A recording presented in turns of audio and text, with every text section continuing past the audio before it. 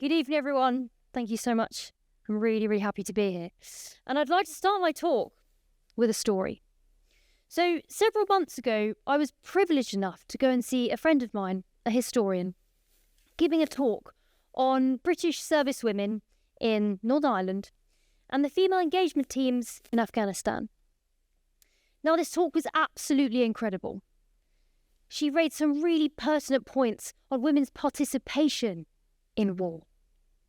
But it's what happened afterwards that really interested me.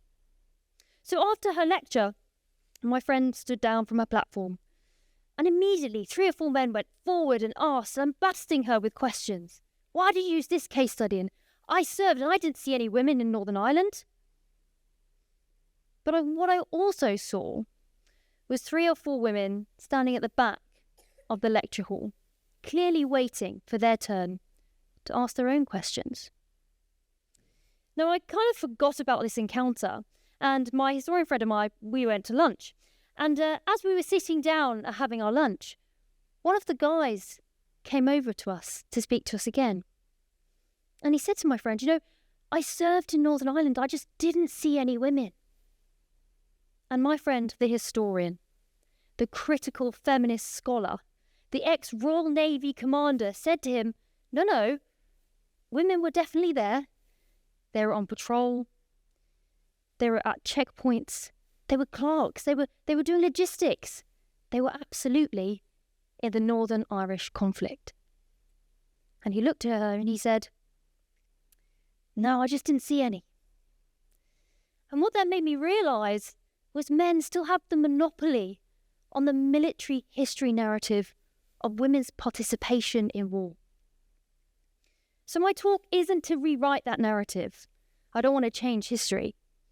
What I'd like to do is simply add to military history.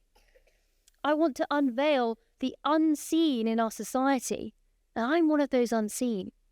I want to add the experience of women veterans into the war story. Now, women have been a part of war since war's inception.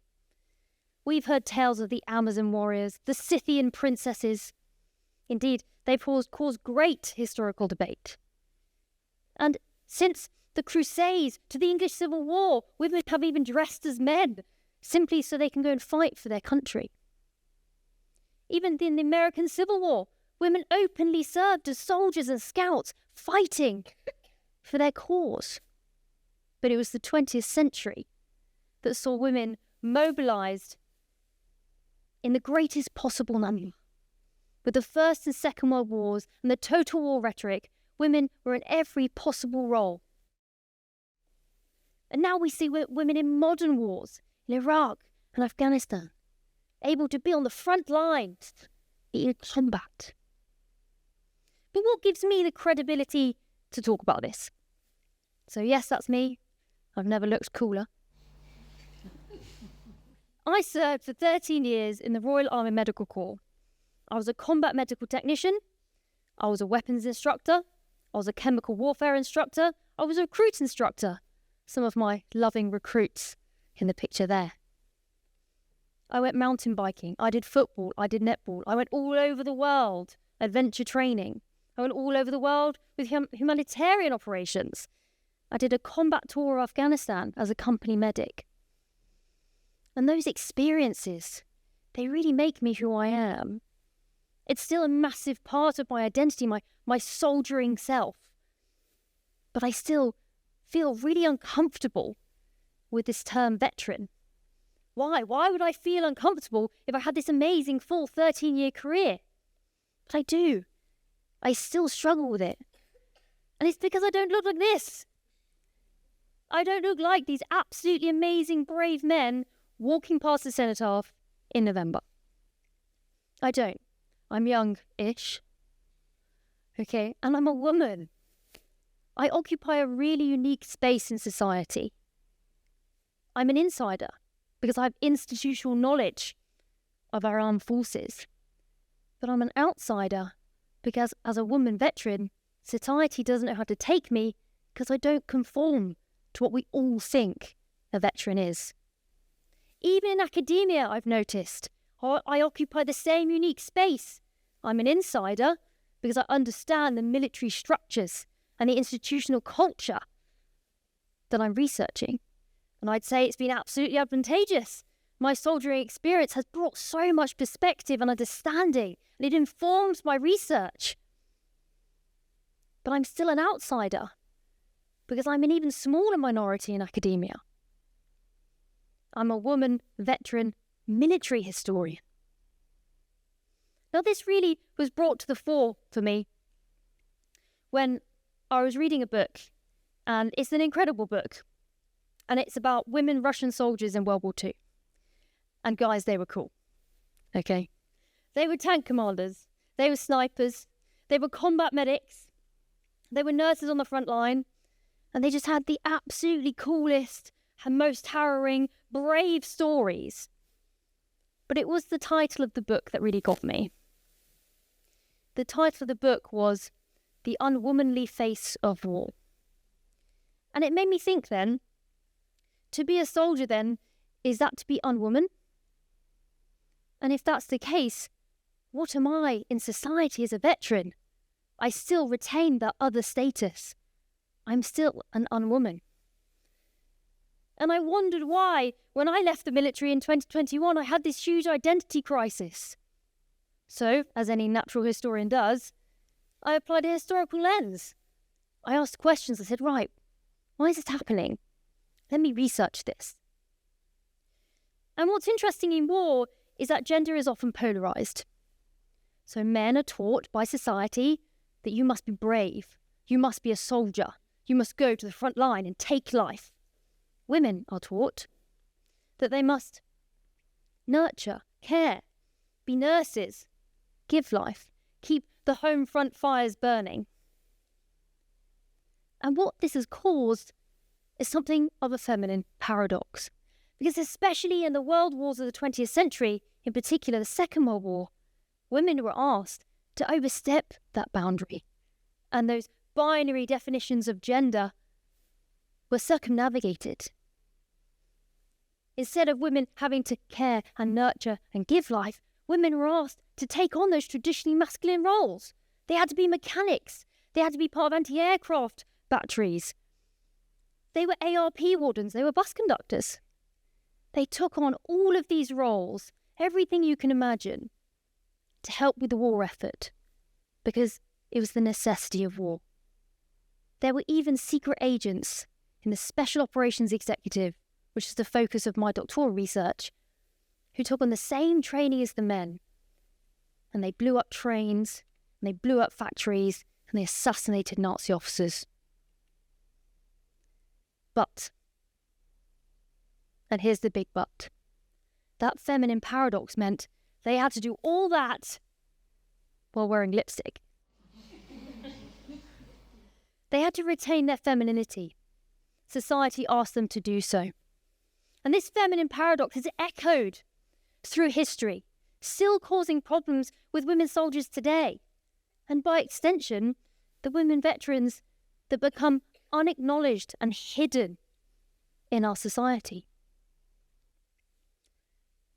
Now, women veterans become problematic then. Now, I was in the British Army, and only 13% of the British Army is women.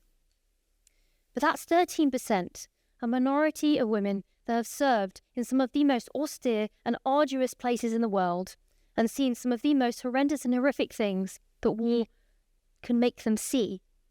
They then transition into a society that doesn't see them because we don't look like the conventional sociological understanding of what a veteran is. And that's problematic.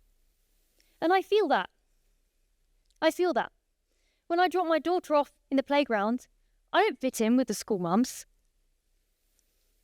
I don't fit in because I left motherhood behind. I was willing to go to the front line. I was willing to leave that stereotype behind and serve my country. And I'm proud to have done that. I don't fit in with the school dads, though, because I've experienced that epitome of human experience. I've been in combat. So they literally just don't know how to take me. Women soldiers are anomalies in the armed forces, in the British Army, because we're another. We're different. But that means when we transition into society, women veterans are still another. We're still anomalies. And because of this, there's barely any research on what women veterans need. And it is different to our male counterparts.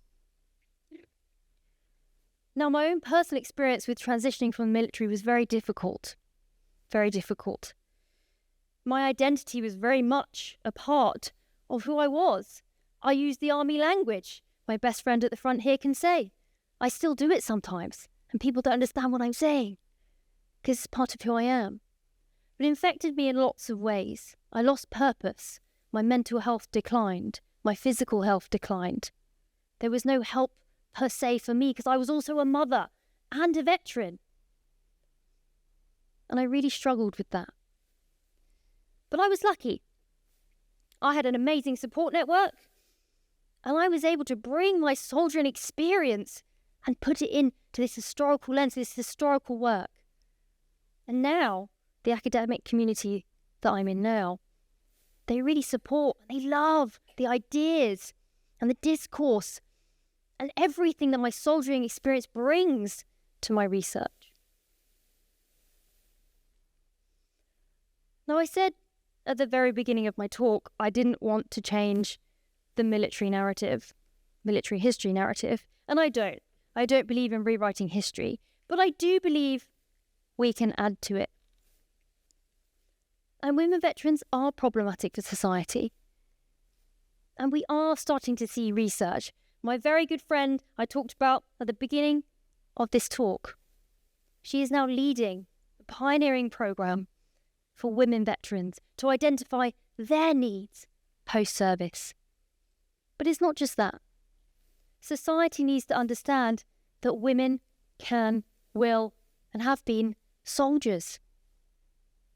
We need to unveil their unseen experiences and acknowledge not only women's participation in war, but then our movement into society. So I would like to stand here in front of all of you now and claim my identity as a woman veteran. It's part of who I am. I'm proud to have served. And I hope that today I have at least changed your perspective and broadened that war story. Thank you.